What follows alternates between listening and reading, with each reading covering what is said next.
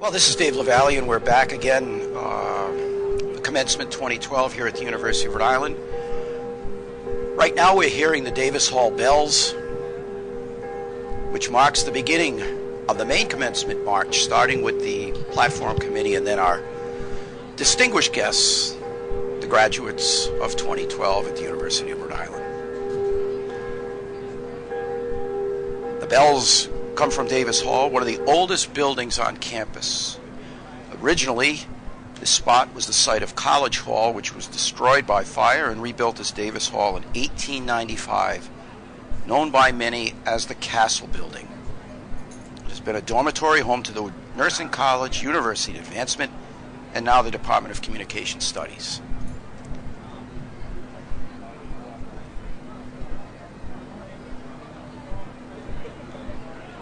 It's a challenge to kind of pick up the action from my vantage point here, but I will do the best I can to keep you up to date on what's happening with the procession. Nancy Eaton is our Grand Marshal this year, and she's the chair of the Department of Mathematics and Faculty Senate. Nancy is holding something called the University Mace, which dates back to medieval times. The mace was originally a club used in medieval wars to penetrate body armor, and now it represents strength and authority and is a fixture at academic ceremonies. The URI mace, donated by the class of 1963, is made of gold-plated sterling silver and is mounted on a 3-foot rosewood staff. And then the URI seal crowns the staff, and a sketch of Davis Hall is on the back. Davis Hall, often known as the Castle Building on campus. And here you can see friends and parents are gathered along the route for the march, and you can see the colorful banners being displayed as the classes start making their approach to the stage.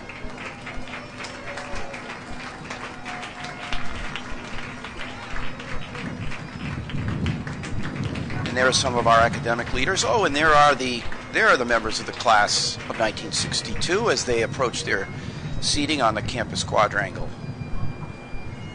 As I indicated, it's a beautiful sunny day. There are nothing but smiles among those gathered for today's festivities.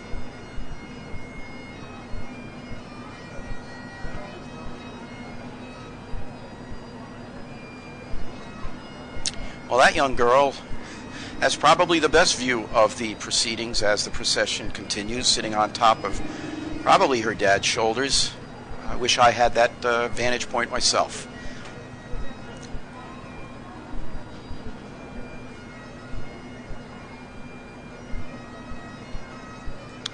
The folks who processed before the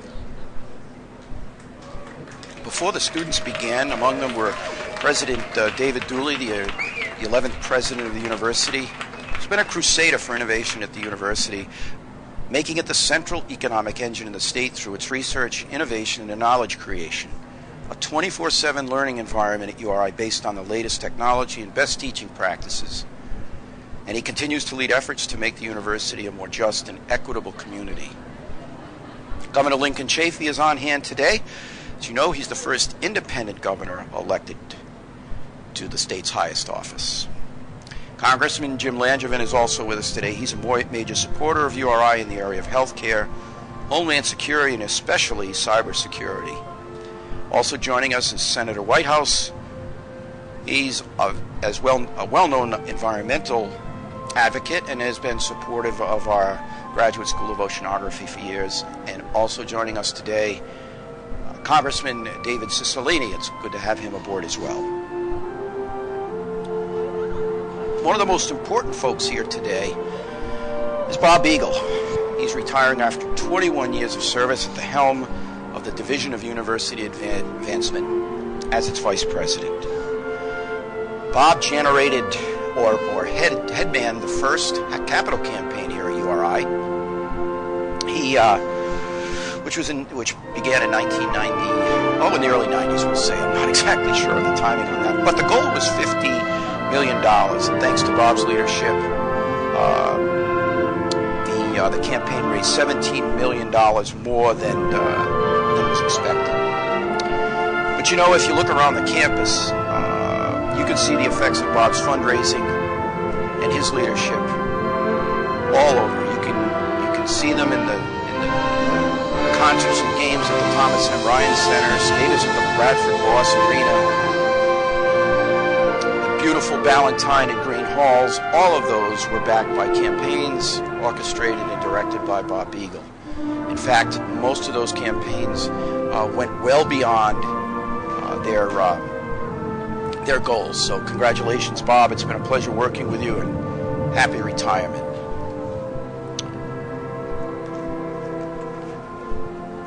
Among the other folks on the platform committee is Father Joe Creedon. He's retiring pastor of Christ the King Church, who was presented an honorary degree by URI in 1992. Known for his powerful homilies, welcoming climate in the parish, he's going to offer the dedication today. Folks, always feel welcome at Christ the King, thanks to Father Joe and his team, and good luck to you in your retirement, Father Joe. Our graduation speaker, the main graduation speaker today, is Marlon Barden. She's an acclaimed author and human rights attorney who wrote The Wedding Gift, an award-winning historical novel set in pre-Civil War times. If you're picking up some of the sound right now, you can hear some of the cheering. And again, the students are passing by with some speed. You can see some friends and family checking out photos on their phones, the obligatory smartphones and all of that kind of technology that exists here today.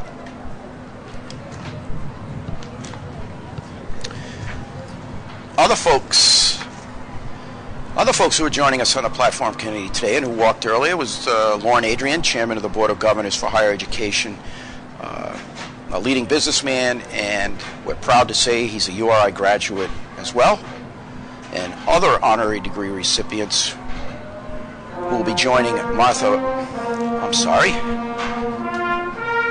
Barden, our commencement speaker, will be Amy DeVaudrille, a 1997 URI grad, a noted attorney who works in the area of affordable housing, Siobhan Subramaniam, chairman and CEO of FM Global, and again, Colonel Saldia, U.S. Army veteran known for his decade-long service to veterans. And now we're looking at the URI Army ROTC Color Guard. Hats off to those young men and the young women who are members of ROTC. They had their commissioning ceremony earlier today, and they will move on to posts with the university, with the U.S. Army.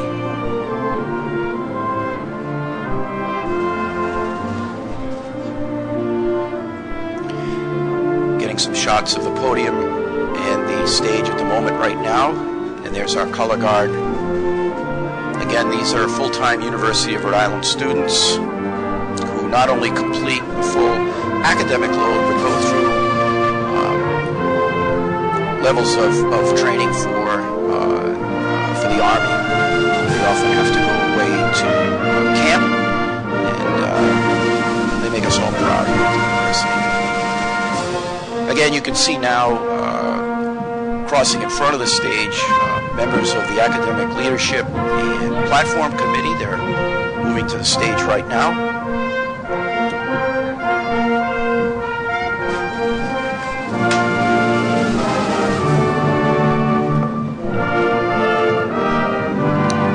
In the background, you can hear the commencement ensemble.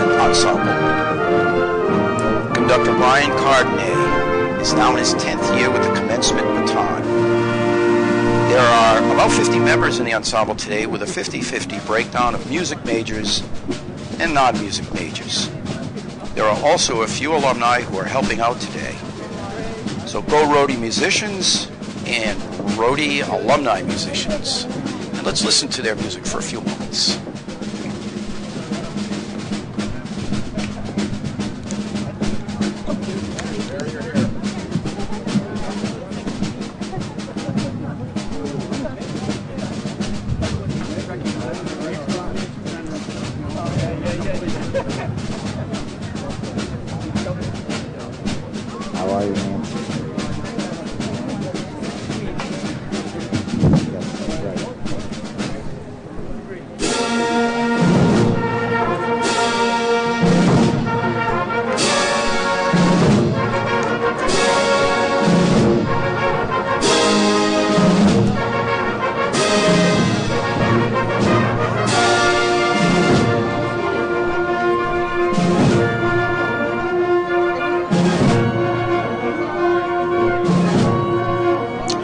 Looking now on stage, and by the way, you're watching URI Commencement 2012, 126th Commencement at the University of Rhode Island. Toward the stage right now.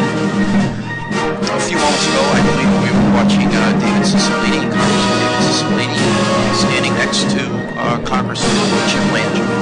Glad to have those folks from Congress in attendance today. Now we're starting to see some of the students come in. How about a little background on where our graduates are from? About 63% of the undergraduate and 64% of the graduate degrees awarded this weekend will go to Rhode Islanders. After Rhode Island, the top states are our undergraduate students from Massachusetts, New Jersey, New York, and Connecticut. There are 8 international undergraduate and 27 graduate students.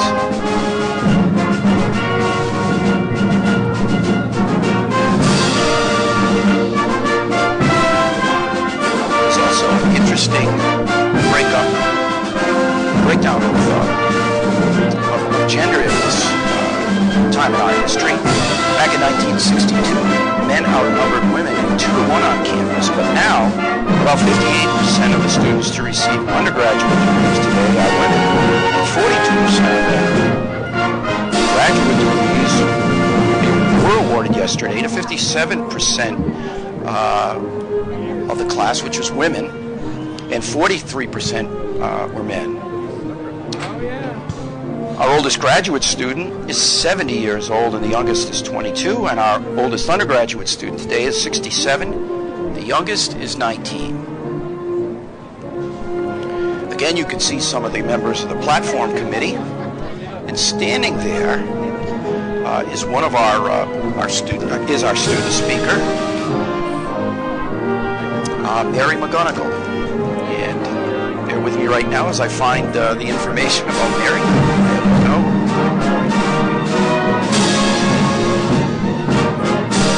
I'll get back to Mary in just a moment.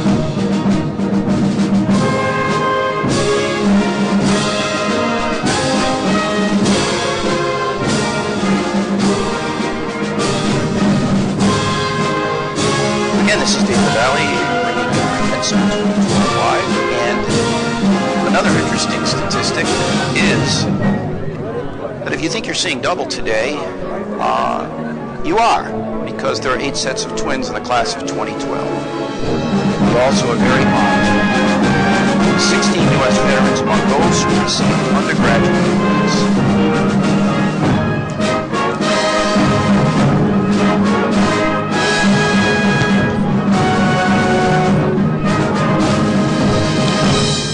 You'll notice that as the graduates come into the program, the colors represent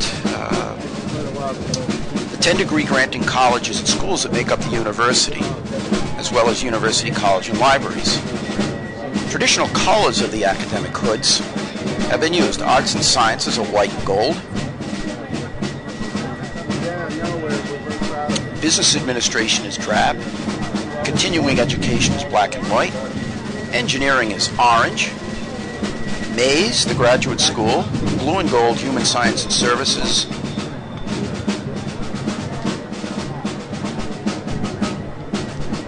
Nursing, apricot, oceanography, aqua, and pharmacy, olive green. I think I may have given some schools the wrong colors there, but you get the idea that it's a wonderful, colorful celebration that everybody enjoys.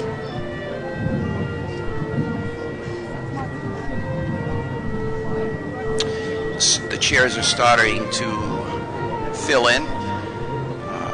If you were to see this quadrangle from a shot across the entire quad, you'd notice that it's nearly entirely filled with chairs and spectators today.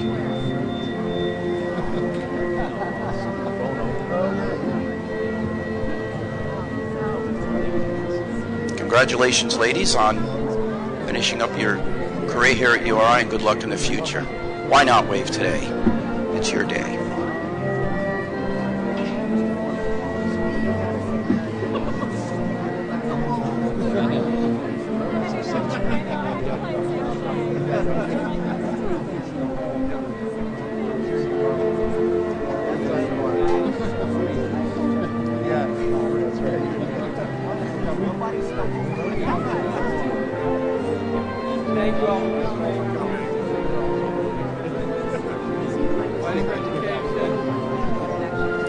The background of the graduates is Lippert Hall, home to our honors program, which has brought some outstanding public discussions to the campus, free of charge to anybody who wants to hear stimulating discussion.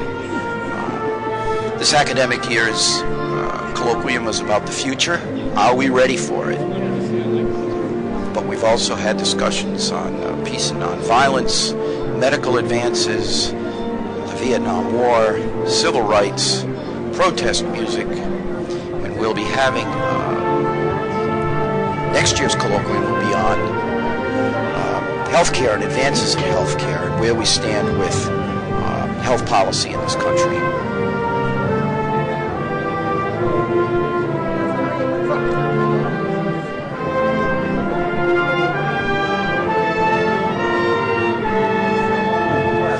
As we look at the students, let's take a little bit of time to just talk about some of the folks who've made an impact here at URI. One of them is Mary McGonigal. I mentioned her earlier. She is the commencement speaker.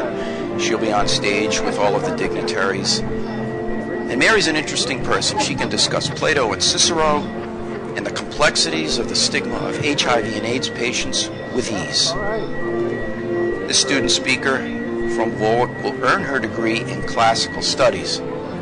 But don't tell Mary that you can't use a humanities degree or a classics degree to get ahead in this world. She is earning her degree in classical studies, but in about 3 months, she will enter the Mount Sinai School of Medicine in New York City, which is ranked among the top 20 medical schools in the country.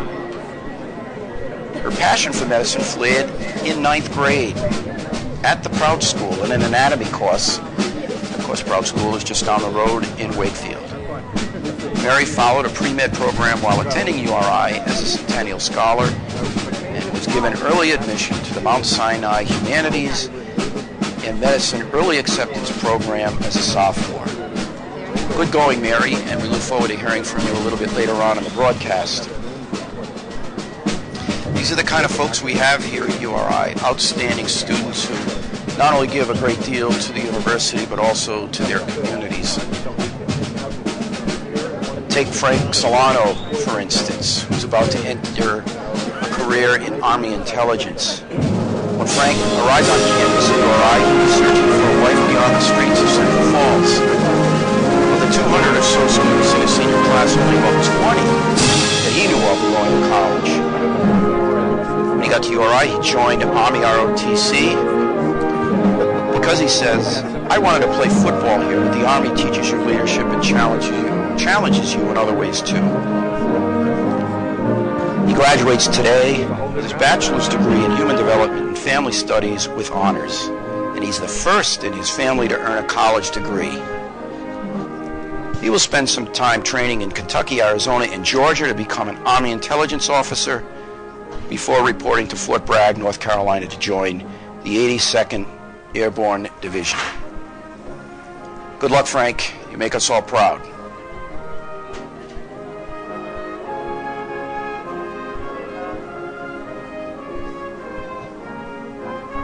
If you'll notice, as the students continue to press in, you can see that some of the students are wearing leis. I noticed that young woman looking right at us with a white sash or a white hood. I believe those were giving out to student athletes who are graduating today. So good luck to them. They made us all proud on the field and in the classroom. All our students, athletes, work very, very hard to bring honor to URI in many, many venues. If you look in the distance, you can see that there are flags that ring the quadrangle. Many of them date back to Revolutionary and pre-Revolutionary War times. For instance, we have the Flag Act of 1777 flag, the Betsy Ross variation. The flag of the Battle of Rhode Island is from 1778.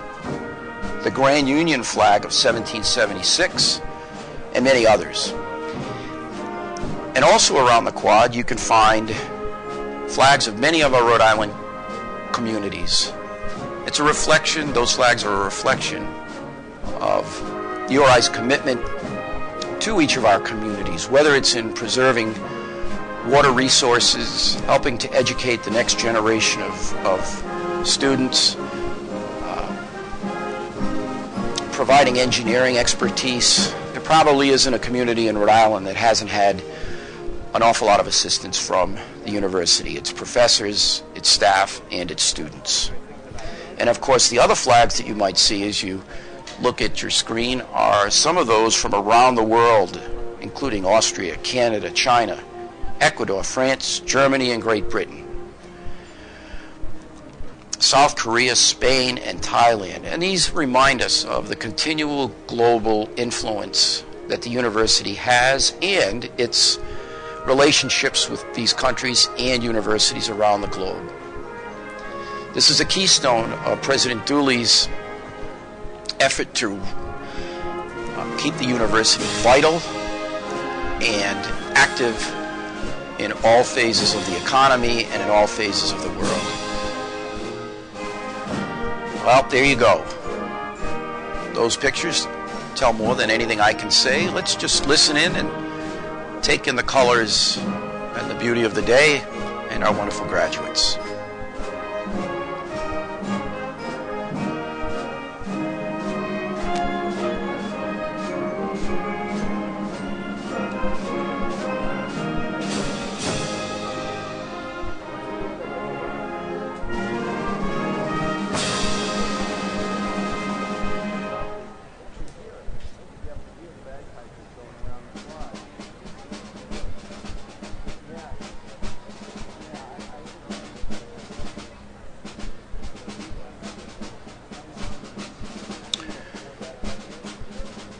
Okay, still glad that you're staying with us. And if you're just joining us, this is Dave LaValle from URI's Department of Communications. We're talking to you today live from the Quadrangle on the 126th commencement here at URI, the class of 2012. Nearly 3,000 undergraduates are here with us today, as well as, let me look here, about... oh goodness, I lost my spot. Anyway, a whole bunch of graduate students as well. We're just delighted to have you along today, and you can see that the smiles are everywhere. Again, we talked earlier about the colors. The hoods and the sashes that you see represent the various colors of the colleges here at the university, as well as some academic achievements that the students earn while they're here. And if you're noticing that there's an awful lot of women in the crowd, there's a good reason for that. As I indicated earlier, about 58% of the undergraduates are women, and that's a significant change from many years ago when men dominated the enrollment here at URI.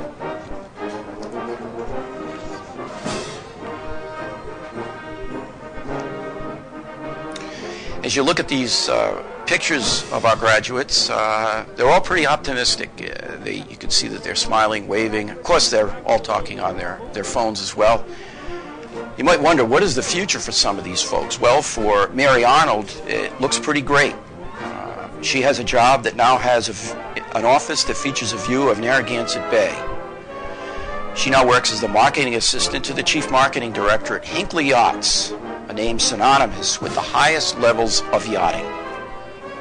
She's already in the real world, says Mary, who took an internship with Hinckley and just almost walked right into a full-time job. We wish Mary smooth sailing in all her endeavors. And then there's Franco Lopresti, who was an intern in URI's Department of Communications and Marketing Office this year, and what a delight he was to work with. But it's interesting, if you talk to Franco, he might tell you he's a soccer player, a public relations major, a musician, actor, and now a model. But if you ask 10-year-old Will St. Germain of Charleston, he will simply tell you Franco is his friend.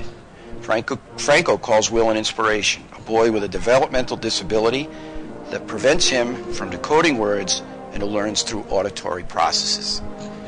The friendship between the 6'3" former captain and center fullback on the Rams soccer team began in October 2010 and continues to today. They often meet to play chess, go for walks with a dog, and just talk. The family says the friendship has been a blessing. But in another completely different world, Franco was introduced to modeling by another student and now has a contract with Click Model Management out of New York, which arranged a recent casting with Givenchy, a French fashion designer. And he is also trying to build a career in professional soccer. So wherever you end up, Franco, in high fashion, pro soccer, or just making someone's life brighter, we'll be rooting for you. We're getting close to the beginning of the stage presentation, the actual speaking program of our commencement. And here you can hear the pomp and circumstance, the traditional tune for the procession of commencements all over the country.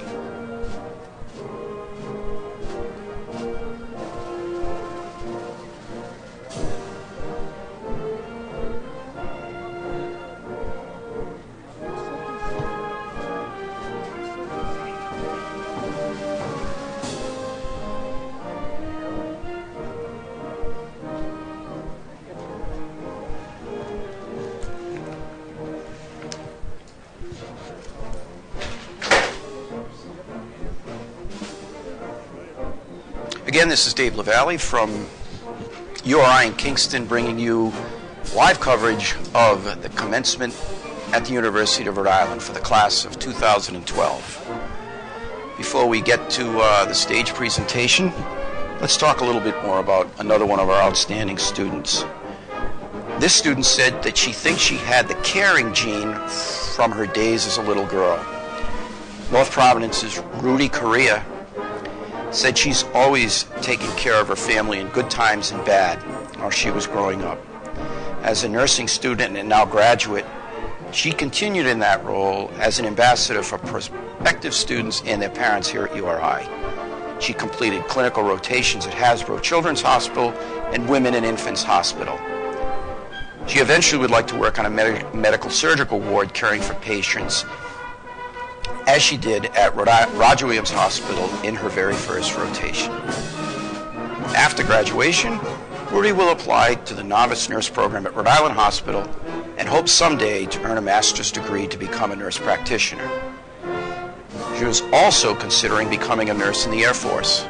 She says, "It's a scary time to be in the military, and my mom doesn't like it at all, but I really like the idea of taking care of the people who are fighting for our country." Good luck, Rudy.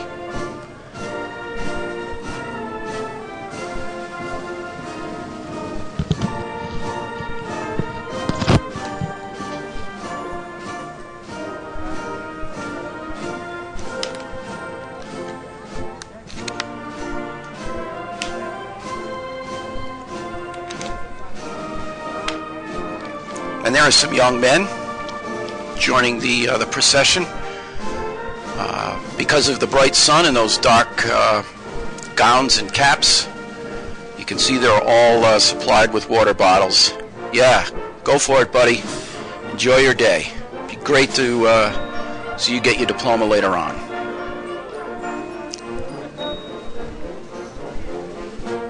You can see the thousands of young people now gathered on the quad, and we're going to be jumping off here in a little bit to join the stage speaking program. Not quite there yet, though.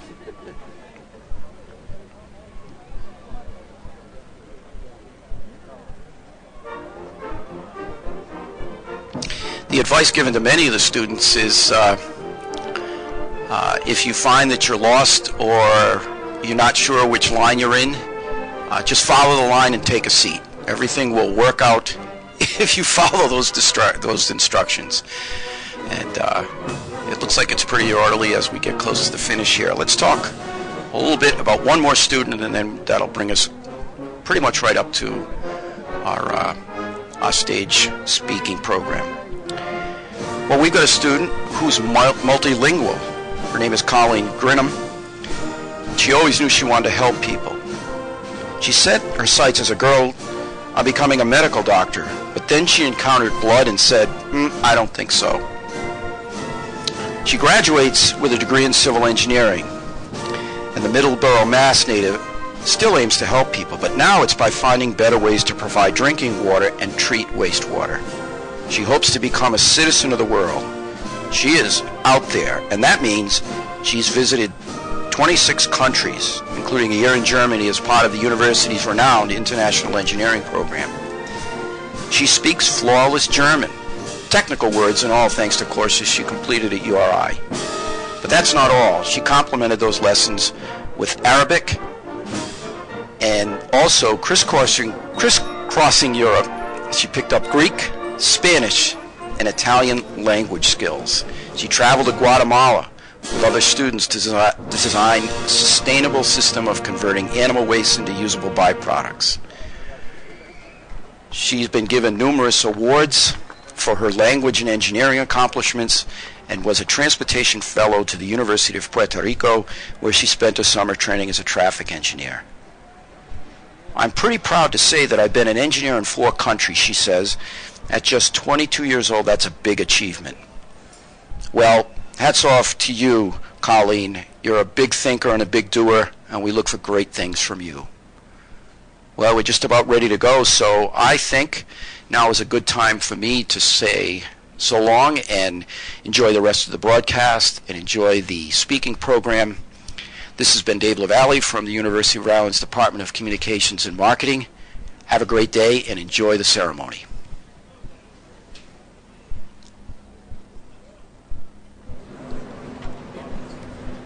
Ladies and gentlemen, I declare the 126th commencement ceremonies of the University of Rhode Island officially open.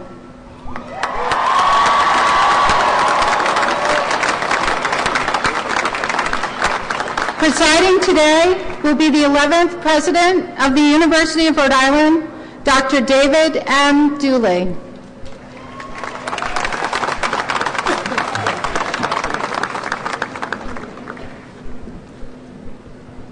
We will begin our ceremony, as is our custom, with the national anthem, which will be sung today by Aaron Mon, class of 2012. With men and women of our armed forces still very much in harm's way this afternoon, including a significant number of our students and our graduates, we dedicate this performance to them and to the memory of their fallen comrades. Today there are 16 veterans in this graduating class, and we thank them especially for their service to America.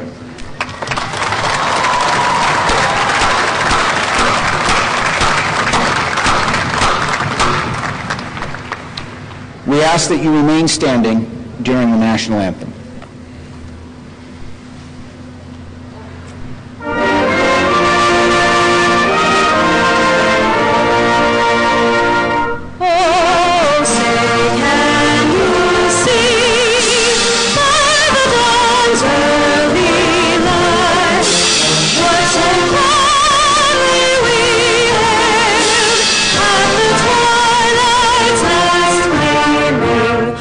Stripes and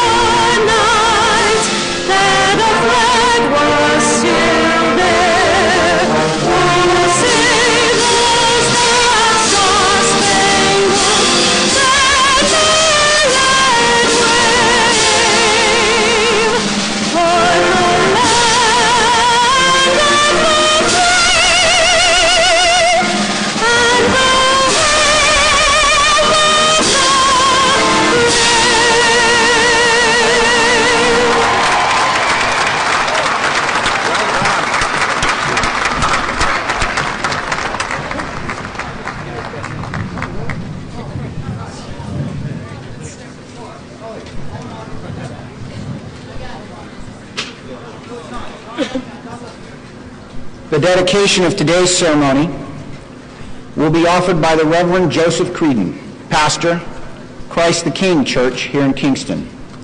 Father Creedon will be retiring from Christ the King Church on June 30th after serving as its pastor for the past 31 years. He has been an active member of not just the Kingston and South County community, but of the URI community.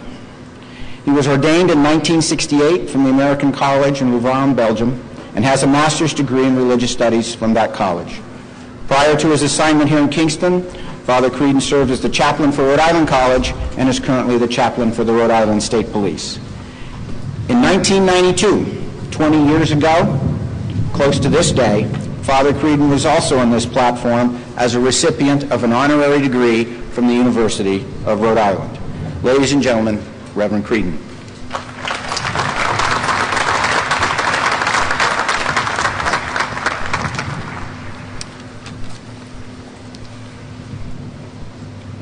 O God of myriad names, yet one reality, bidden or unbidden, you always envelop our lives with your providential love.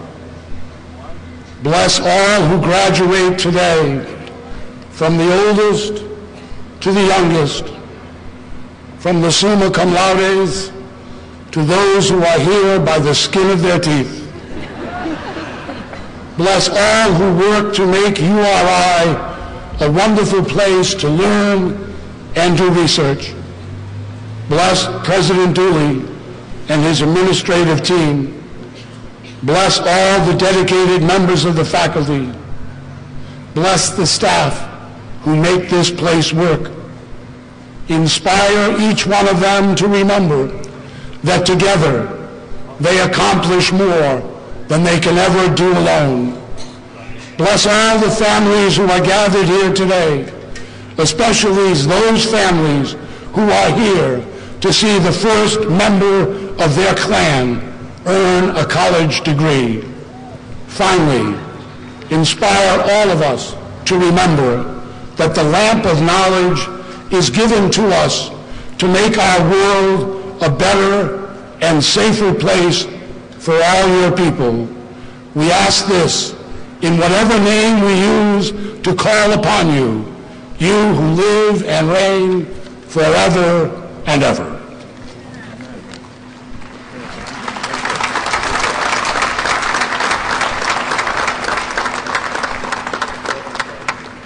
This weekend in Kingston, we will confer over 3,700 degrees at the university's commencement ceremonies.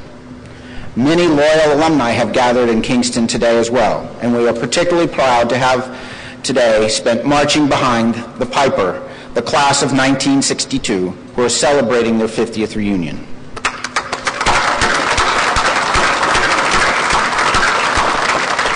I will ask everyone here, except the members of the class of 1962, to take their seats. My class of 1962, please remain standing.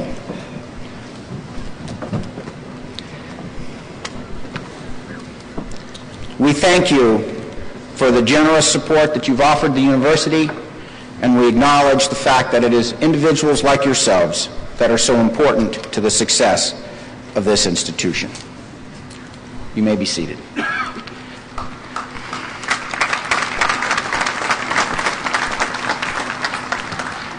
The trusteeship of the University of Rhode Island is the responsibility of the Board of Governors for Higher Education.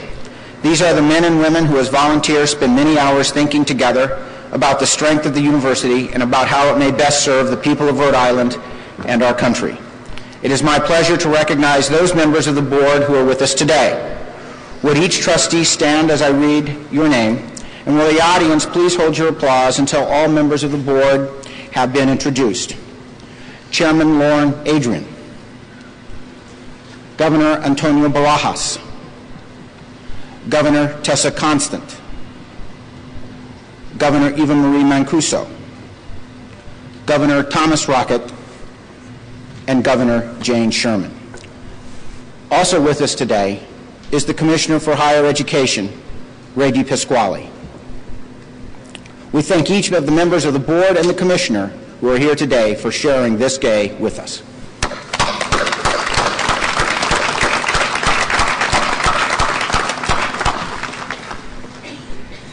It is also our pleasure, our honor, and our privilege today to have with us 3 members of Rhode Island's congressional delegation. We appreciate the time that they devote to share this day with us, given the demands, which are always pressing and always urgent, on their time. It's my pleasure to introduce to us all Senator Sheldon Whitehouse.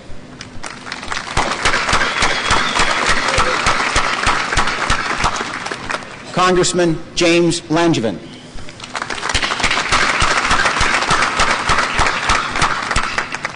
And Congressman David Cicilline.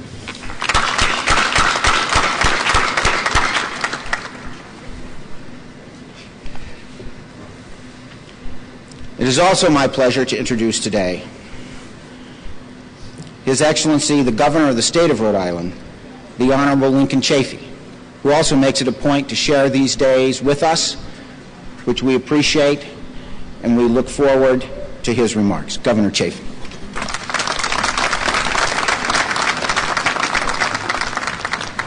Well, thank you very much, Mr. President, and it is wonderful to be with everyone here for today's commencement ceremonies. I do want to congratulate the University of Rhode Island's class of 2012 for the years of hard work that brought you to this culminating moment. Commencement means beginning, and although today marks the end of your time here, we are celebrating a beginning as well. Originally chartered as Rhode Island's agricultural school in 1888, the university has maintained deep connection to its state while expanding its vision and its reach. URI has truly become a global university, and today's graduates hail from around the state, around the country, and around the world. Just as Rhode Island has benefited from your presence here, I hope that that spirit, character, and history of this great state will remain with all of you as you go forward. You will be offered advice today from many sources, so mine will be brief and simple. No matter what you do, be honest. Thomas Jefferson once said, "Honesty is the first chapter in the book of wisdom." Honesty is the best policy. So on this happy occasion, which marks the start of the next chapter of your lives, I hope that no matter what you choose to do or where you choose to go from here, you will use your good education to be honest in everything you do. I know you will make your soon-to-be alma mater and those who are here with you today proud to celebrate this new beginning. On that note, let me bring the best wishes of all Rhode Islanders to you on this august occasion and wish you lives of prosperity and fulfillment in the years ahead. Congratulations.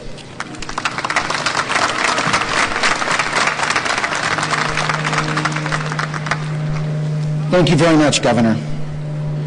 Ladies and gentlemen, speaking today for the Board of Governors of Higher Education for the State of Rhode Island is its Chairman, Lauren Adrian. Lauren, please join us.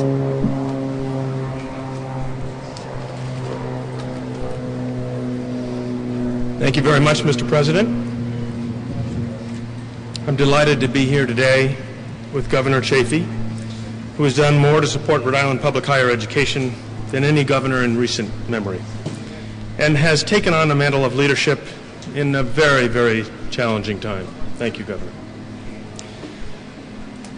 I'm delighted to be here with my fellow platform guests, faculty, staff, family, and friends for a singular purpose: to honor, congratulate, and encourage the great class of 2012.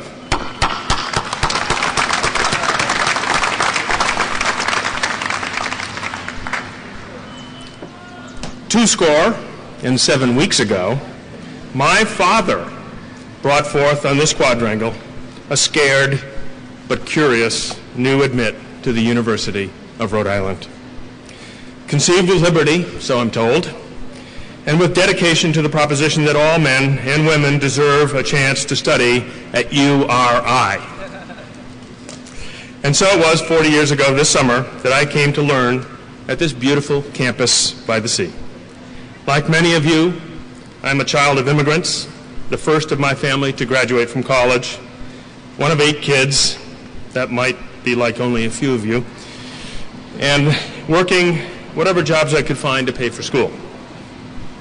Making the long trip to Kingston, clear across the land, all the way from the great city of Warwick, I soon came to understand that being at this place was to be a most amazing gift in my life. It was here that I learned how to be a good partner, father, and friend, how to balance my checkbook, how to deliver a speech, thanks to the wonderful Winnie Brownell, how much I was capable of, and how much there was to be done in the world. Perhaps the most important things this place and its people did for me was prepare me for my unique and great adventure, inspiring me a curiosity, an excitement, and an openness to learn new things each day, confirming, with great relief in my case, that I would not have to be the smartest guy in the room, but that I could often make a great contribution by bringing the best attitude to the room, and developing in me that most wonderful of roadie attitudes. You know it so well because you are surrounded by thousands of faculty, staff, students, and alumni who live and breathe this attitude every day. We think big, we show up, we jump in, and we do. In the spirit of continuous learning, I want to close with something I just read last week. My friend and colleague Clay Christensen, a professor at Harvard Business School, has been helping me, my board, and the faculty and staff here at URI imagine how we might serve you and Rhode Island better. Earlier this year, Professor Christensen was named the #1 business thinker on the planet. But I reference him today because he has another message that I believe might resonate for us all. In the past few days, this top business thinker on the planet released a new book that has nothing to do with business and everything to do with living. The book is entitled, How Will You Measure Your Life? And I suspect that each of you will, and indeed should, ponder that question as you prepare to go out and make your unique contribution to the world. In his new book, he suggests that we consider 3 questions. First, how can I be sure that I'll be happy in my career? Clay suggests, informed by Frederick Hertzberg, that the powerful motivator in our lives isn't money, it's the opportunity to learn, grow in responsibilities, contribute to others, and be recognized for achievements. His second question, how can I be sure that my relationships become an enduring source of happiness? Clay offers that the answer about how we allocate our time, treasure, and talent. Are we making investments first in things, or are we making investments first in people and relationships? In the end, how will the impact of our investments line up with what we professed to be the purpose of our lives? His third question, how can I be sure that I will stay out of jail? I'm 58 years old and, so far so good, but I know this is a serious question because there are so many ways I can make choices on the margins that can be rationalized and are convenient but are wrong. Clay suggests that part of the answer to this question lies in humility, not humility defined by self-deprecating behavior, but humility defined by the respect with which we regard others. Good behavior flows naturally from that kind of humility. If we respect everyone, it is much more difficult to make a choice that will bring harm to anyone. The side benefit of giving respect to everyone is that it produces a humble eagerness to learn something from everyone, thus providing learning opportunities that are limitless. Congratulations again on your accomplishments. May you invest your time, treasure, and talent to change the world in wonderful ways, leaving ripples that last far beyond your space and time. This is it, my friends. Think big. It is what we do. Thank you.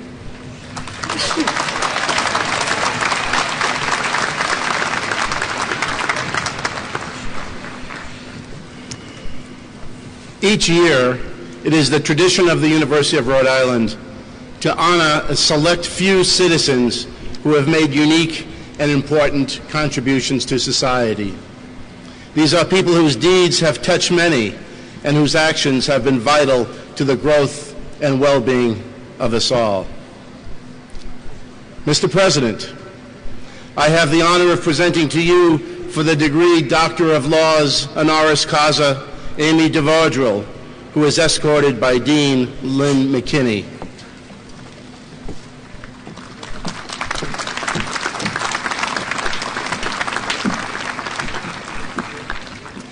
Amy DeVardrell, you are a partner in an affordable housing and community economic development law firm in Oakland, California.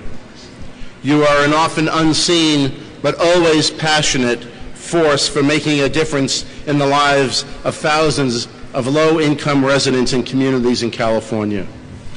As a 1997 URI graduate, you said it was here at URI that you discovered the importance of analyzing one's place in the world, recognizing and then acknowledging one's privilege, and working within systems to bring about social change.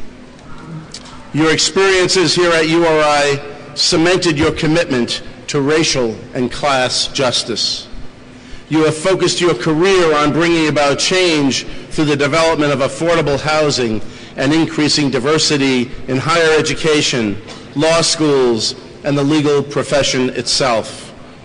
In your law practice, you represent nonprofits in the development, financing, and operation of affordable housing and have special expertise in financing such housing with the syndication of low-income housing tax credits.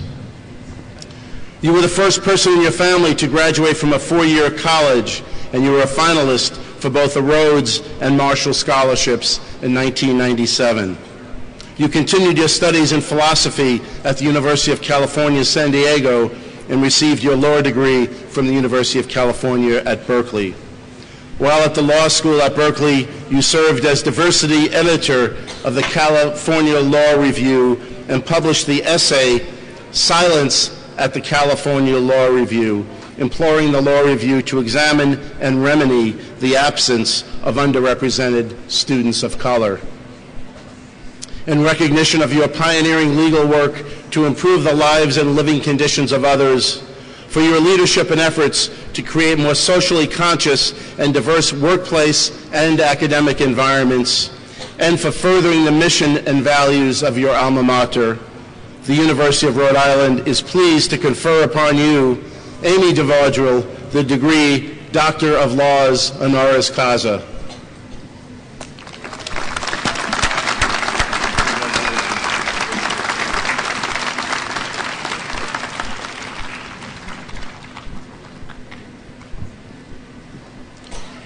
In recognition of your outstanding leadership and unwavering and inspirational commitment to social justice and diversity in the workplace and academic environments, and for furthering the mission and values of the University of Rhode Island, we proudly confer upon you the degree Doctor of Laws honoris causa, with all the rights, privileges, and responsibilities pertaining thereto. Congratulations.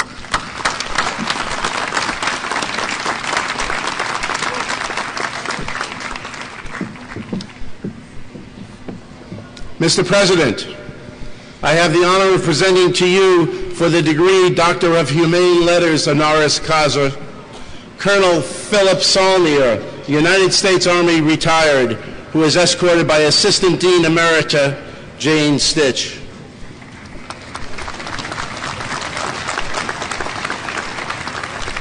Colonel Philip Saulnier, you are the founder and president of America's Pride and have a long and distinguished history of service to our country. A highly decorated officer who has served 2 tours of duty in Vietnam during your 24-year military career, you dedicated your leadership skills, military training, and desires to help others toward enhancing the quality of life of people with severe disabilities, especially disabled veterans. After a medical injury forced your own retirement as Director of Command and Leadership Studies at the U.S. Army War College in 1985, you became the Executive Director of the East Region of the National Industries for the Severely Handicapped. In 2003, you founded America's Pride, a service connected disabled veteran-owned company focused on providing employment opportunities for the dependents of service members and for disabled American veterans. Your leadership was evident during your undergraduate years at URI 50 years ago. Today, we are accompanied by many of your classmates as we honor your extraordinary accomplishments. You majored in physical education, were co-captain of the 1961 football team, and were the cadet colonel in the university's ROTC program. You later received a master's degree in management from Florida Institute of Technology. Throughout your years of service and exceptional entrepreneurial career, you and your beloved wife Judith, class of '61, have been ardent supporters of your alma mater. You are a trustee of the URI Foundation, a director of the URI ROTC Alumni Chapter, and have served as president of the Washington, D.C. Alumni Chapter. In recognition of your most honorable service to our nation, your entrepreneurial spirit, and your leadership in helping disabled veterans and others reclaim and remake their lives through meaningful work, and for furthering the mission and values of your alma mater, the University of Rhode Island is pleased to confer upon you, Colonel Philip Saulnier, the degree Doctor of Humane Letters, honoris causa.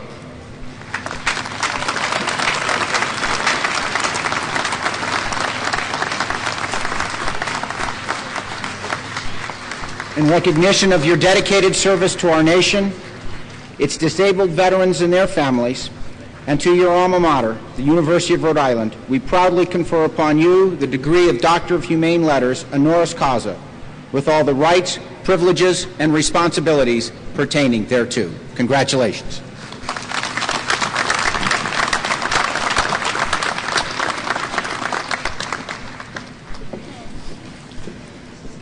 Mr. President, I have the honor of presenting to you for the degree of Doctor of Business, honoris causa, Shivan Subramaniam, who is escorted by Professor Bahram Nasser Sharif.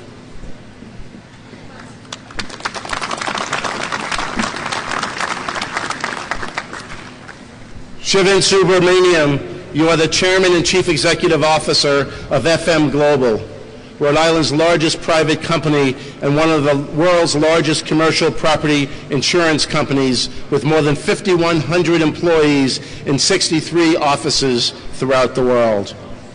You are responsible for the strategic and operational direction of FM Global and have served as a catalyst for economic development in the region by focusing, advancing, and strengthening the company and the industry.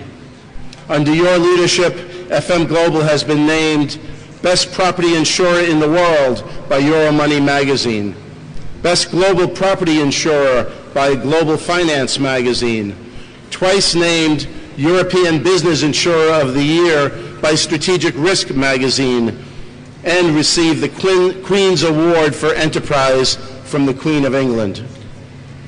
FM Global has worked closely with the University of Rhode Island to perform cutting-edge joint research in commercial and industrial property hazards and loss prevention. Recent projects include the development of new techniques to predict the strength of steel when subjected to heat from fire hazards, and the development of maps to better understand the risks and probabilities of a tsunami striking along the East Coast. In addition, recognizing URI's research and workforce development strengths, FM Global's research department has hired and provided internships to many undergraduate and graduate students over the years. You were named FM Global Chairman in 2002 after being elected as President and CEO in 1999. Earlier, you served in leadership positions at Allendale Insurance, a predecessor company of FM Global. You received your bachelor's degree in mechanical engineering from the Birla Institute of Technology in India and master's degrees in operations research from Polytechnic University and in management from the Sloan School of Management at the Massachusetts Institute of Technology. For your distinguished career, outstanding leadership, entrepreneurial spirit, and your extraordinary commitment and contributions to the state of Rhode Island, the University of Rhode Island is pleased to confer upon you, Shivan Subramaniam, the degree Doctor of Business, honoris causa.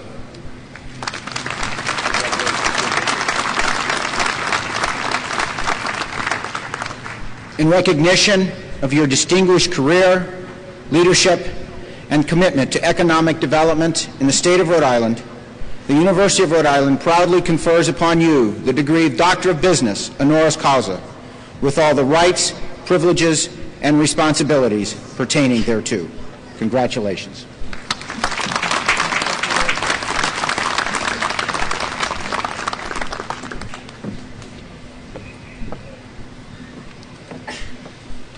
This afternoon, I am privileged to announce that the following 24 distinguished URI faculty members have been awarded Faculty Emeritus status in recognition of their distinguished careers and accomplishments at our university. Professor Barry Costa-Pierce, Professor Joseph Dignitaries, Professor and Dean Wilfred Dvorak, Professor E. Gail Eaton, Professor Antoinette Favaza, Professor Nancy Faye Jensen, Professor Donald Gray, Professor and Dean Dale Joseph, Professor Alfred Killalea, Professor Doris Kirshner, Professor William Klenk, Professor James Kowalski, Professor Gerasmos Lattis, Professor and Dean Joan Lozier, Professor Barbara Lupke, Professor Beth Marcoux, Professor Robert Mantega, Professor and Dean W. Lynn McKinney, Professor Judith Mercer, Professor Jan Northby, Professor Martha Smith Patnode, Professor Ken Rogers, Professor Malcolm Spaulding, and Professor Robert Weisbord. Please join me in congratulating and thanking our colleagues.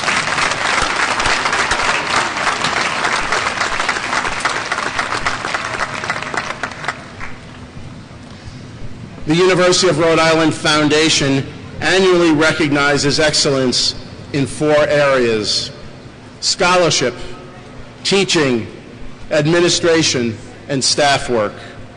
I ask that the recipients of this year's awards stand when I call their names.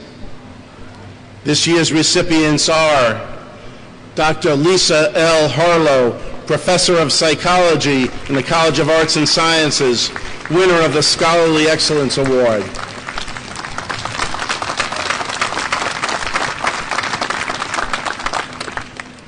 Dr. Stephen M. Barber, Associate Professor of English, College of Arts and Sciences, winner of the Teaching Excellence Award.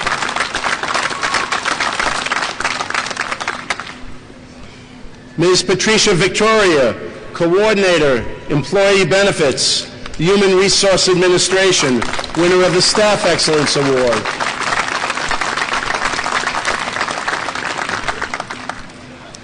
And Mr. Joseph Fiscaldo, Manager, Network Operations, Media and Technology Services, winner of the Administrative Excellence Awards.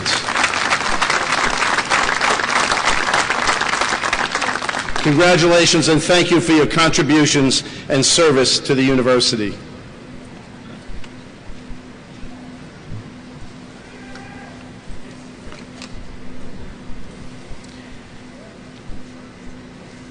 It's going to be fun, the next part of our ceremony. I'm convinced of that. It's my privilege to introduce to you now this year's student speaker, Mary McGonigal, a classical studies major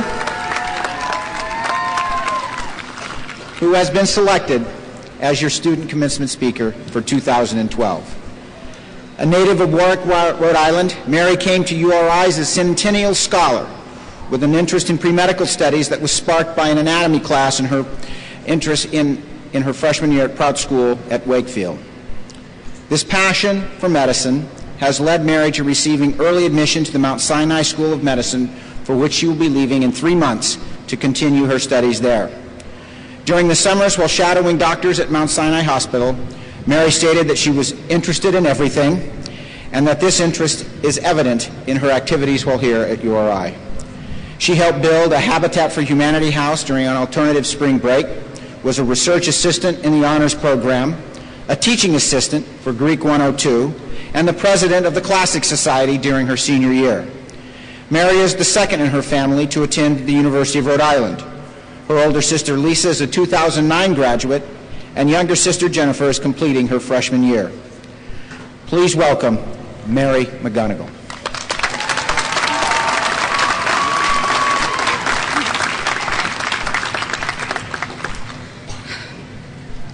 Good afternoon, honored guests, parents, faculty, and my classmates, the class of 2012. I'll never forget the day I opened a particularly dusty library book in the URI library to find a message from 1992. A printed post-it-sized card fluttered out. It was in commemoration of the university's centennial and said, "The University of Rhode Island, 1892 to 1992. And under that it read, "URI students have survived final exams for the past 100 years, so can you." I believe the same can be said of URI graduates surviving and thriving in the real world. Yet there's one major thing that separates each class, each outgoing wave of graduates from the next. It is time. Time has been a fickle friend to us these past 4 years, always in short supply when deadlines loom, practically non-existent when all we need is a little more. Most of us probably can't believe how quickly this day has come. We've all chosen to spend a great deal of precious time here at URI, and in exchange, URI has given us ways to spend it doing what we love, time to learn, to research, to discover. If I had to name one thing the class of 2012 excels at, it's the ability to spend our time doing what we're passionate about. I see passion in the graceful limbs of dancers in late-night practice, in the glinting brass instruments of the pep band, in the knitted brows topped with orange bandanas of the Humans vs. Zombies players. Time is a wonderful gift that's enabled us to do exceptional things here. It is astounding how much we've collectively achieved in 4 years' time. Getting to this point is already a major success. As any one of us can testify, college is not a test of time, but of survival. Survival of the 4-year sprint over hurdles of exams and fees and personal sacrifice. Upon arrival at URI, our only tools for survival were tangible, our student ID and maybe a campus map. As we prepare to leave, our tools are an enlightened mind tempered by experience, coupled with an education that serves as our map for life. That's not to say that what we've studied here is an ironclad blueprint for the rest of our lives. One great thing about URI students is that our majors do not define us. My major is classical studies, which basically means I had to justify to my parents why spending 4 years studying Greek mythology seemed like a good idea. However, our time at URI has taught crucial lessons about identifying what you want and seeking it. Failure is not something to fear, because each failure brings us one step closer to our dreams. URI has prepared us uniquely for postgraduate life. Some of our most valuable learning experiences likely did not happen within the traditional classroom. I've had the privilege of taking one class spent outdoors building with Habitat for Humanity during spring break. This was a special bonding experience that I don't think I would have gotten out of other institutions. URI has the happy union of exciting classes and students eager to fill them. Take it from someone who's seen many times the sad blue square indicating a closed course on eCampus. URI is home to both a diversely passionate student body and amazing people who go above and beyond what the verb working here implies. They encourage us and set no limits on what they believe we can achieve. If you come up with a creative project, URI answers with grant money. If you want to form a club that doesn't even exist, the Student Senate applauds you. How else can we explain the existence of our Quidditch team? This celebrated innovation is a model for how we should approach postgraduate life, with a creative spirit and a self-sufficiency to create our own possibilities. With our URI degrees, I'm positive that we are prepared to better the lives of others around us because I've already witnessed a drive to change the world in the class of 2012. This class volunteers, tutors, mentors, engineers, and designs. We are agents of change. What we leave behind here at URI is nothing tangible, no engravings or shiny plaques. It's far more valuable. It's the ways we have shaped others' lives interwoven with our own during our time here. URI has gotten us excited and inspired for how we wish to shape the world as we are about to enter as alumni. And as we leave the nation's smallest state, we know in our hearts it has changed us in the biggest ways. Somewhere between learning the roadie fight song at orientation and buying our caps and gowns, we grew up. We experienced vicissitudes in our worldviews and values. So here we are at the other end, having survived URI and the test of time. We've had snow days and flood days, high days and low days, and the literal uphill battle of getting to class. This survival would not have been possible without the support of our friends and families. They've given us the gifts of creativity and passion, and URI has nourished these gifts. I wish everyone the best as we step forward to receive a piece of paper that will be the first of many future accomplishments. Considering life is only so long, I would advise not worrying about being limited by time, and instead concern ourselves with making it count. Let's stay devoted to our passions, and the seeds URI has planted within us will blossom into a fruitful future. Our broad education assures this bright future. I found studying the humanities just as valuable as the sciences because it prompts the asking of enduring questions at the core of our attempts to solve problems and seek truth. In tribute to my classics education, I'll close by quoting from Seneca. The part of life we really live is small, for all the rest of existence is not life, but merely time. Thank you.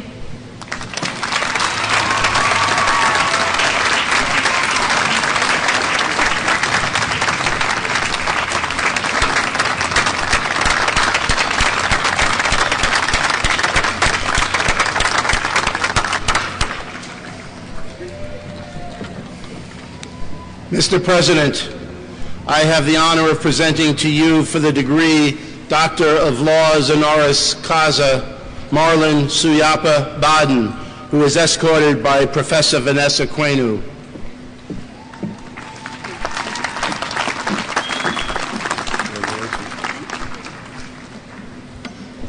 Marlon Suyapa Baden, you are an acclaimed author and human rights attorney with a passion for justice and defense of the disenfranchised. You care deeply about the poor and those whose voices are rarely heard. You have spent decades working in support of disadvantaged and struggling immigrant communities.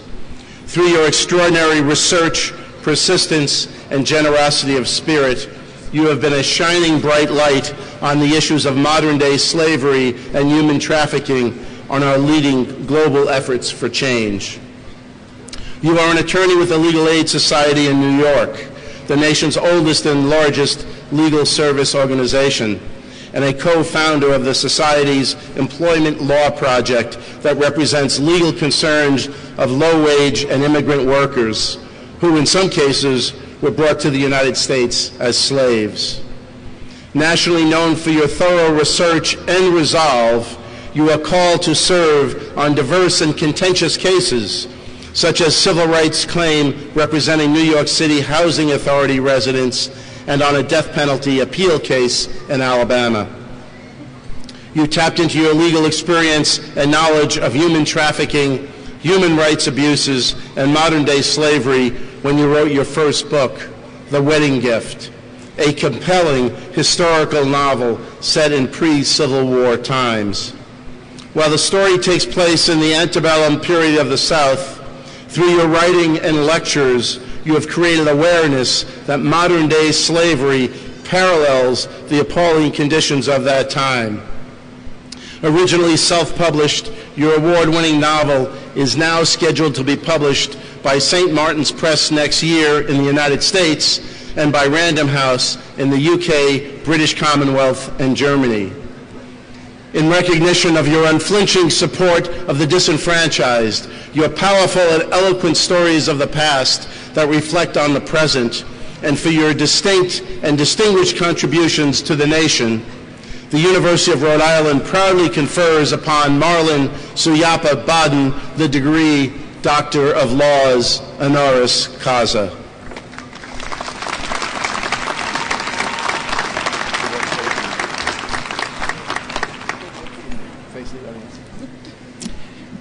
In recognition of your outstanding leadership and unwavering commitment to civil rights and social justice for the disenfranchised in this country and indeed for all people, the University of Rhode Island proudly confers upon you the degree Doctor of Laws, honoris causa, with all the rights, privileges, and responsibilities pertaining thereto.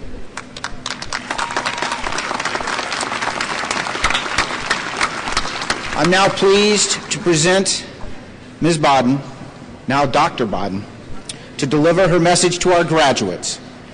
We're deeply grateful for her time with us today, proud to honor her, and we look forward to her thoughts that she will share with us.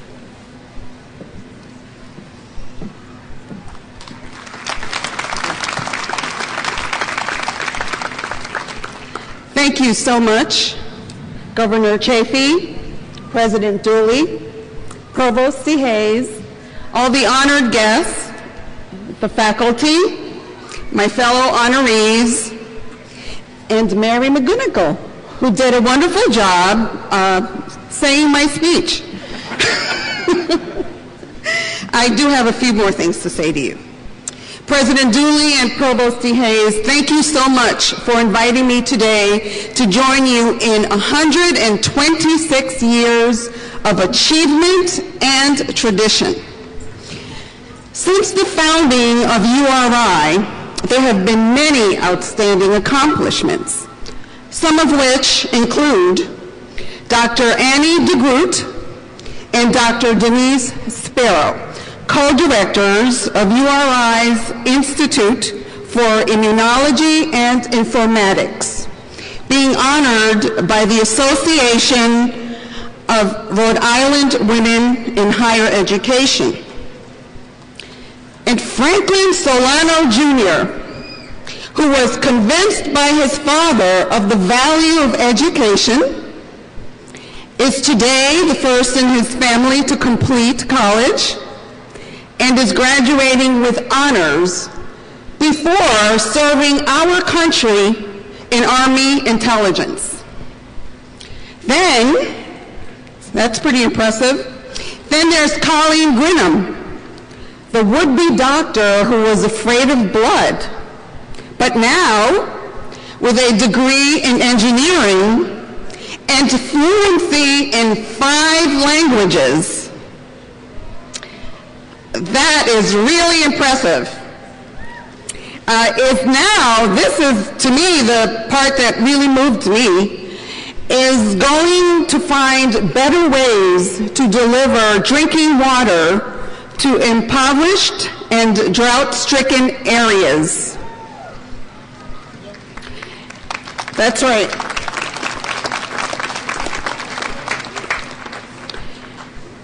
Last, but by no means least, let's hear it for the URI Women's Track and Field Team.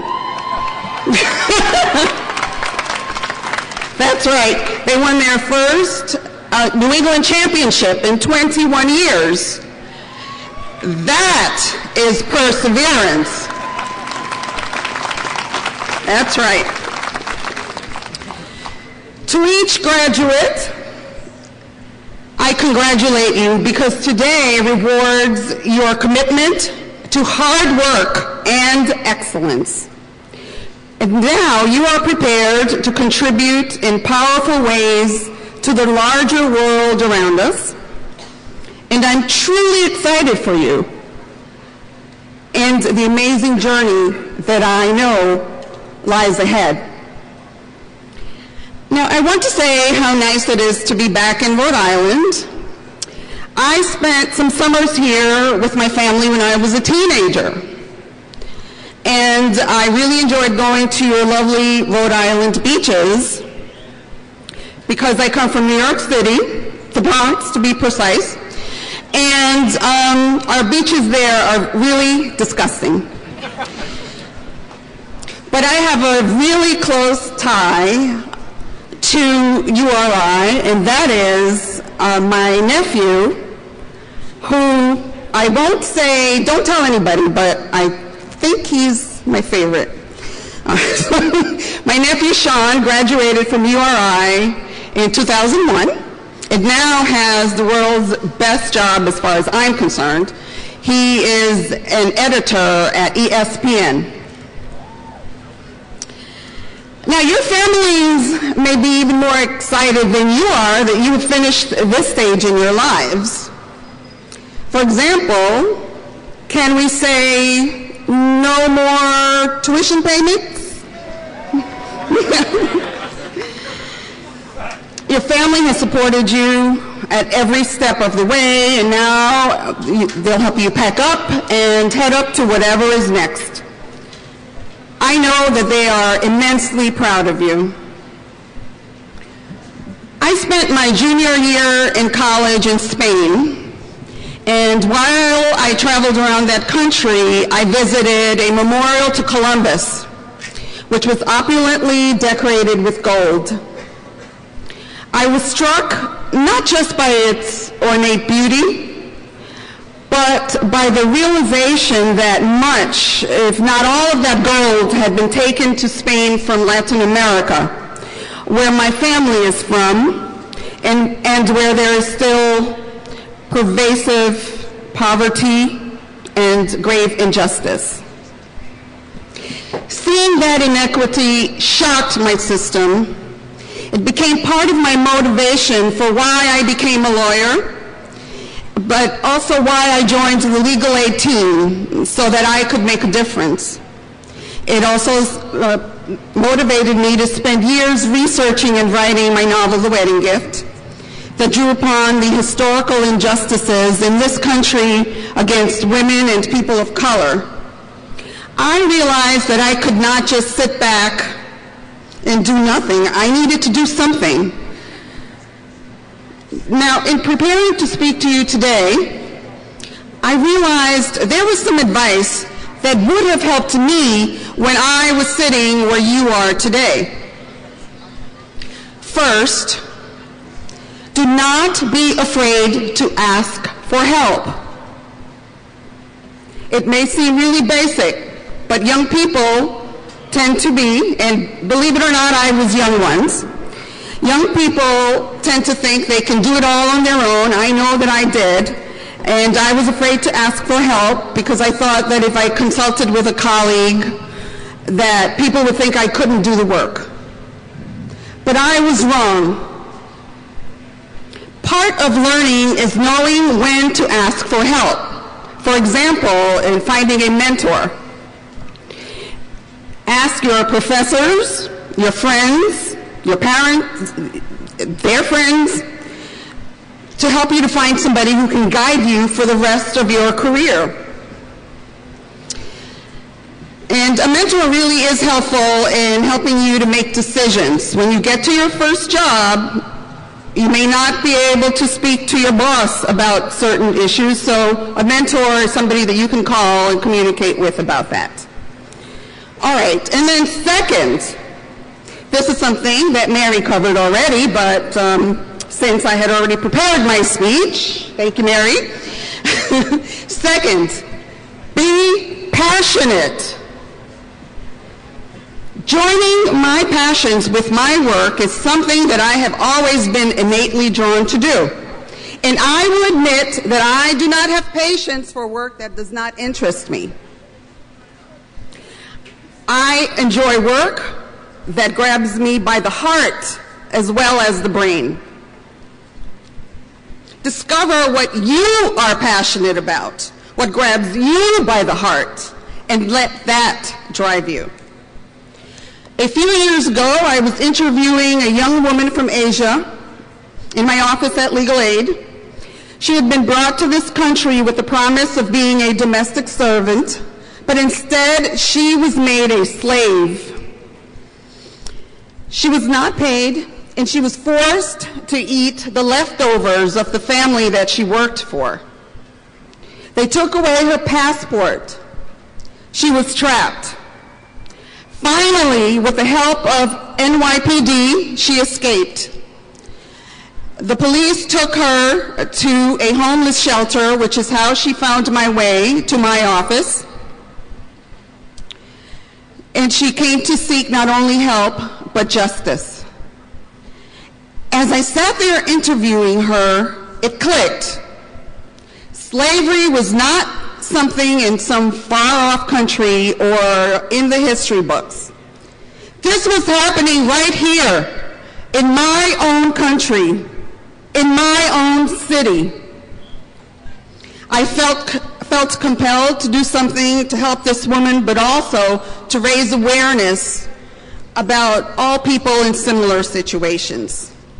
We got that young woman her visa. Now she's working and building an independent life for herself. That client inspired me to start doing research about the history of slavery in this country. This brings me to my final piece of advice. It is perhaps the most important thing that you will ever do.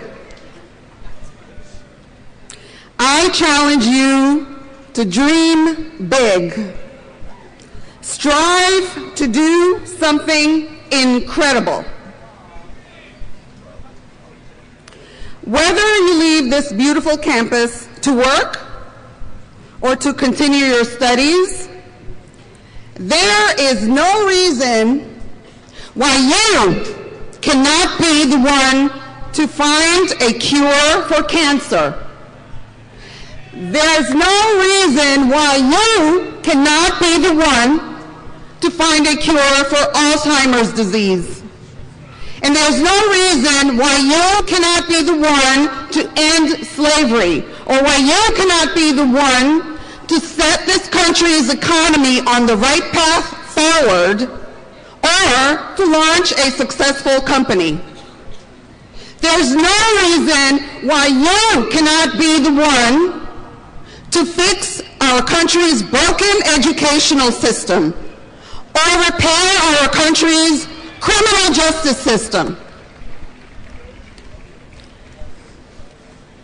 Yes, these and so many other challenges are monumental undertakings that require hard work, commitment, courage, and leadership. All necessary ingredients that you began to learn here. It is now up to you to do something big, something incredible with that foundation. Now, I know that every single person here says, she borrowed that motto from, she borrowed thinking big from URI's motto. But I did not. I borrowed it from Henry David Thoreau, who wrote in 1854 in Walden, I learned this, at least, by my experiment, that if one advances confidently in the direction of his dreams and endeavors to live the life which he has imagined, he will meet with a success unexpected in common hours.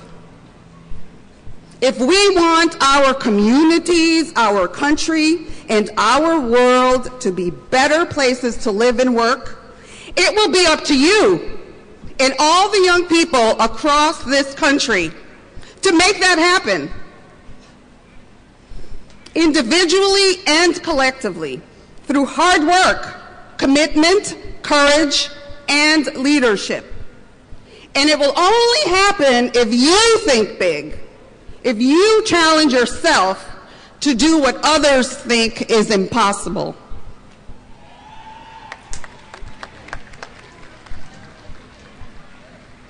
I can tell you now, however, that thinking big will not come easily.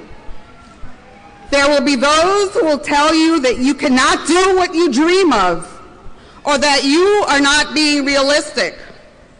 But if you have passion and believe in your dream, that is, if you have commitment, courage, and leadership, well then, ignore the naysayers and focus on your dream and break new ground. Do not hesitate when people say that you will not succeed. If I had listened to the people who discouraged me, maybe I would not have become a lawyer, or maybe I would not have written a book. Then I would not have enjoyed the amazing experiences, including today's, that the years have brought me. Your years here have brought you tremendous opportunity, but university life can be a wonderful bubble. The protected rhythms of friends, classes, and semester after semester of new experiences. Now you have an important responsibility to take care of the world you are entering and to make it a better place, not just for yourselves, but for all of the people, the generations to come after you. Many years ago, when I was in college, I read a poem attributed to Jorge Luis Borges called Moments, which I have read and reread many times since. In his poem, Borges wrote, "If I could live my life again," and he was 85 when he wrote this poem, "I would make more mistakes. I would try not to be so perfect. I would relax more. I would be sillier than I have been. I would have more real problems and less imaginary ones." So be willing to make mistakes and be open to the opportunities that those mistakes might bring you. Congratulations and best wishes for a life well lived.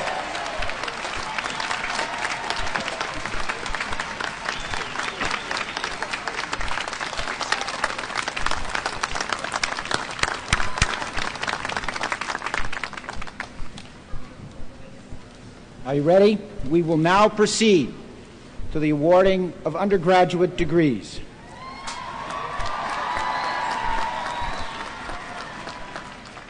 Provost Donald DeHaze, the Chief Academic Officer of the University of Rhode Island, will introduce the Dean of each college, who will present the candidates for the conferring of their degrees. Provost DeHaze. President Dooley, the Dean of each college, will now present the candidates who will be certified by the university for the completion of all degree requirements for their bachelor's degrees. After rising, I ask the candidates for each degree from each college to remain standing until President Dooley confers the degrees. To present the candidates for the College of Arts and Sciences, Dean Winifred Brownell.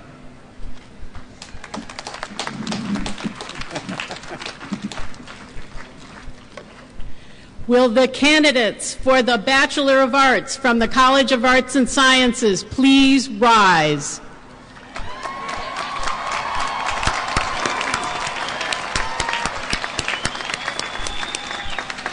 Will the candidates for the Bachelor of Fine Arts from the College of Arts and Sciences please rise? Will the candidates for the Bachelor of Music from the College of Arts and Sciences please rise? Will the candidates for the Bachelor of Science in the College of Arts and Sciences please rise?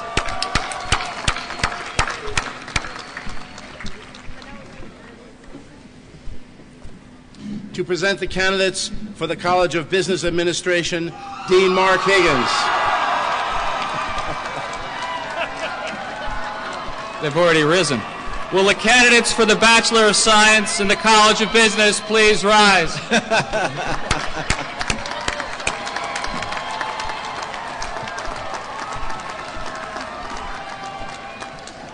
To present the candidates For the Allen Shawn Feinstein College of Continuing Education, Dean John McCrae. Will the candidates for the Bachelors of Interdisciplinary Studies from the College of Continuing Education please rise?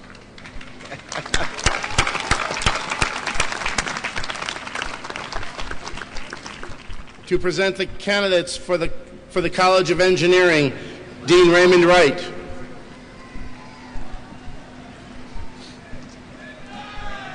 Will the candidates for the degree of the Bachelor of Science in the College of Engineering please rise?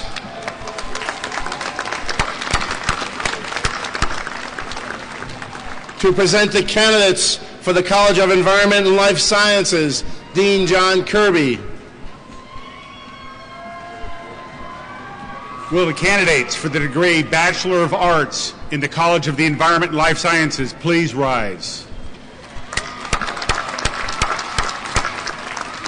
Will the candidates for the degree of Bachelor of Landscape Architecture in the College of the Environment and Life Sciences please rise?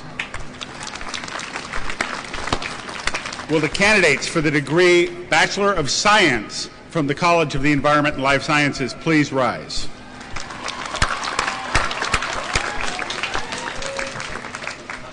To present the candidates for the College of Human Science and Services, Dean Lynn McKinney.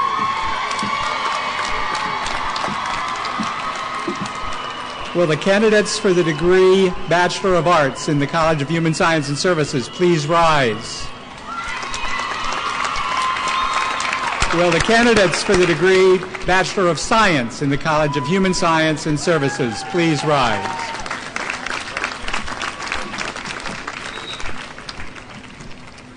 To present the candidates for the College of Nursing, Dean Dale Joseph.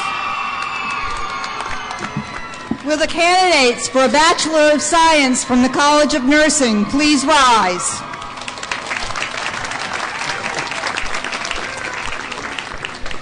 To present the candidates for the bachelor's degree from the College of Pharmacy, Dean Ron Jordan. Will the candidates for the bachelor's degree in pharmaceutical sciences in the College of Pharmacy please rise?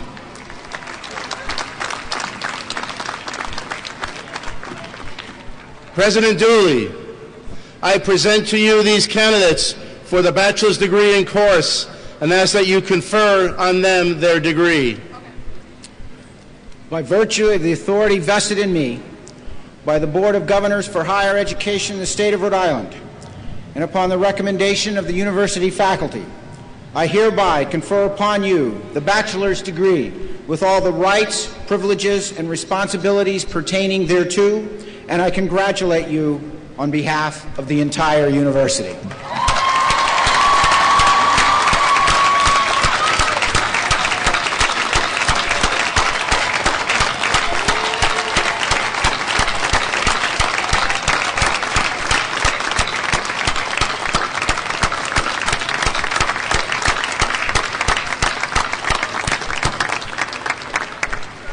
Bachelor's degree holders, you may please be seated.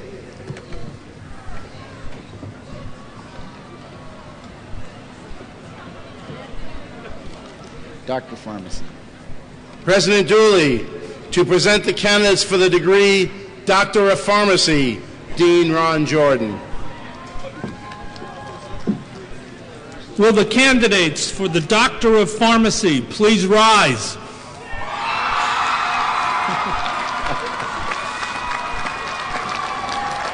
President Dooley, I present to you these candidates for the degree Doctor of Pharmacy and ask that you confer on them their degree. By virtue of the authority vested in me by the Board of Governors for Higher Education of the State of Rhode Island, and upon the recommendation of the university's faculty, I hereby confer upon you the degree of Doctor of Pharmacy with all of the rights, privileges, and responsibilities pertaining thereto, and I congratulate you on behalf of the entire university.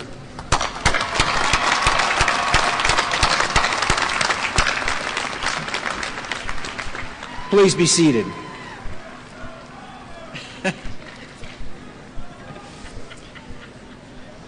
Joseph Confessore, class of 1996, is the president of the Alumni Association. He's a terrific leader in a job which I hope some of you will hold someday.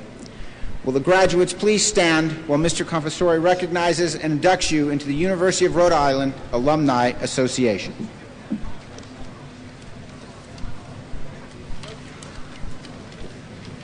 Please stand.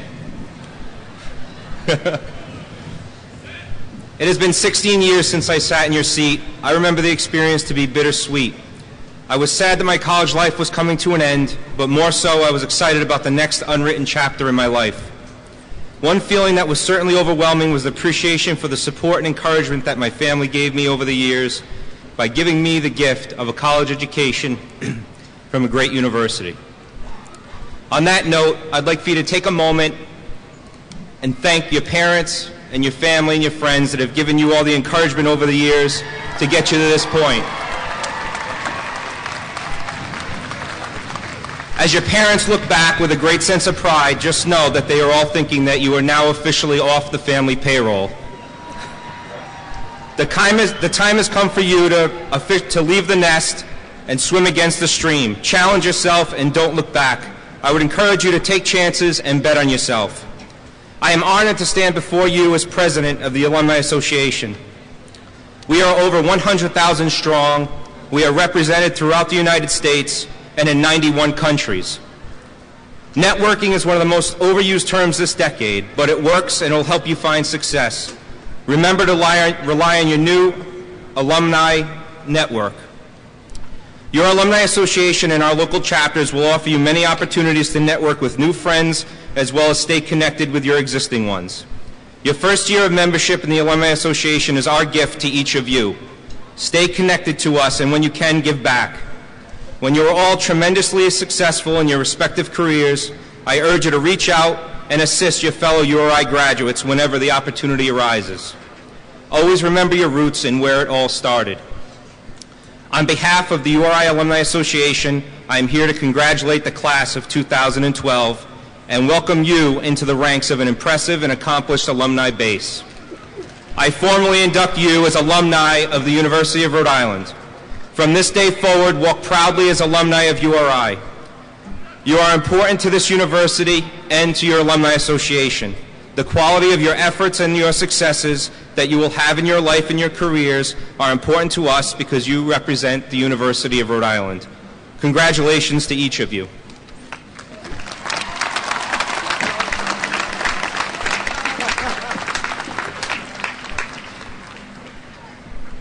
Thank you, Joe. You may be seated. Get some exercise, that's important.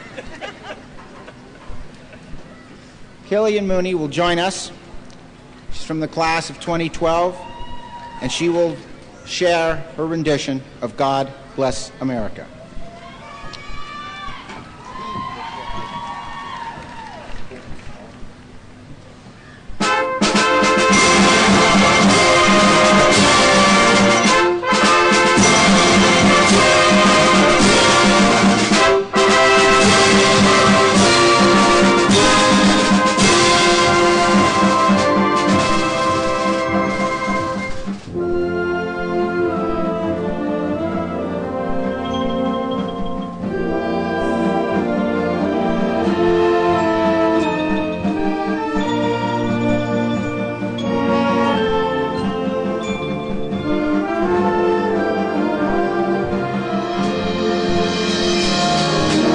God bless America.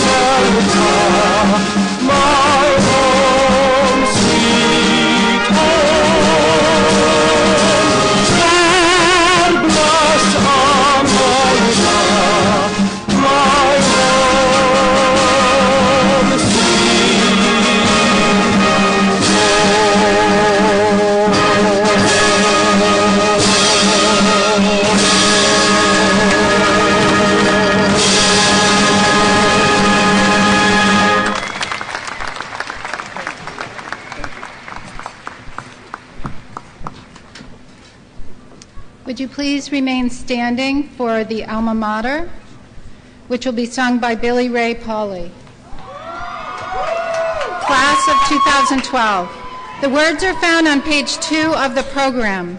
As part of today's recessional, the 2012 University of Rhode Island Commencement Band, conducted by Dr. Brian Cardani, is performing High Altitudes, written by music student Zachary Friedland.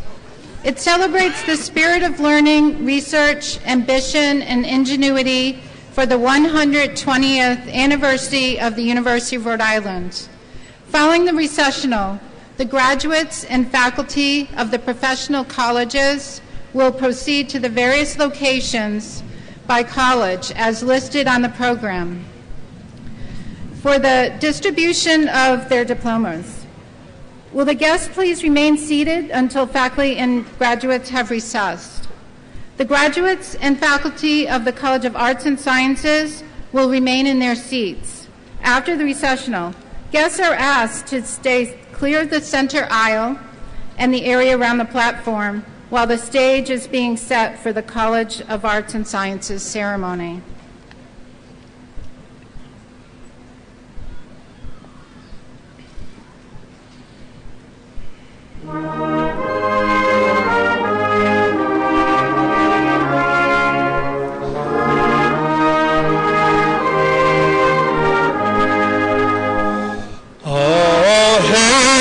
To thee, Rhode Island, we pledge our faith anew, while our heroes bring thee honor, with our banner of white and blue.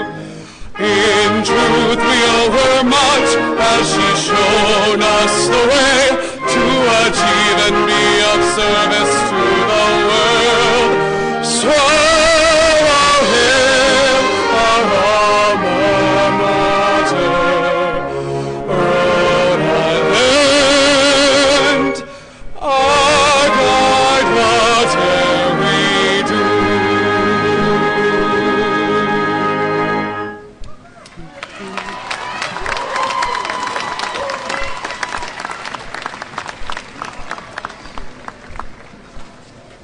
This concludes the commencement ceremony for 2012.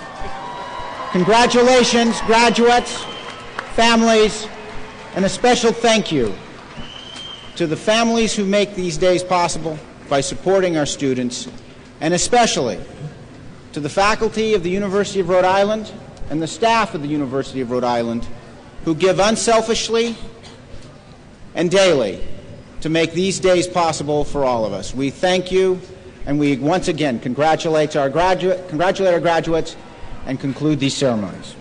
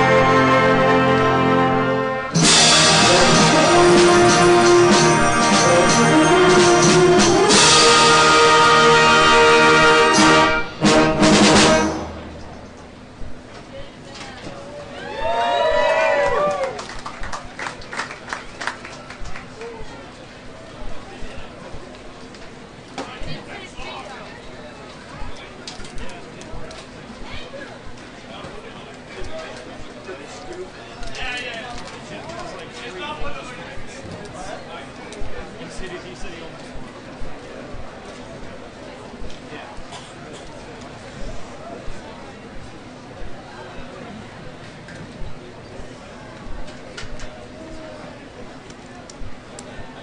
you're not in arts and sciences, if you're in arts and sciences,